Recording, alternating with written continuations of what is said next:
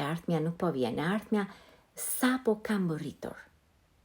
Bota është zhvendosur e gjitha online.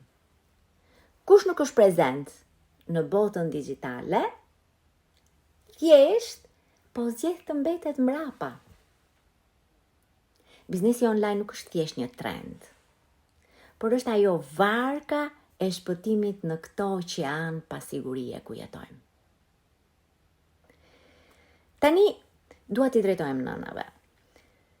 Ju drejtojmë juve, nënave që bëni llogarinë në çdo fund muaji dhe që sakrifikoni kohën për fëmijët tuaj për të siguruar të ardhmen e tyre. Por nëse unë ju them se nuk duhet të zgjidhni midis karrierës dhe familjes për të qenë pranë fëmijëve tuaj.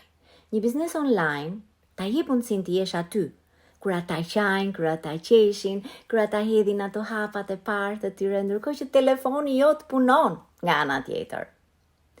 Nuk ka sukses më të madh se të fitosh të ardhura pa e humbur rritjen e fëmijës tënd. Shtëpia jote do jetë zyra jote. Zyra jote më e suksesshme.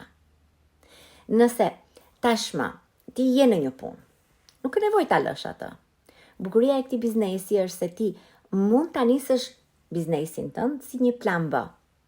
Por ky plan B me disiplinë shumë shpejt shndërrohet në plan A.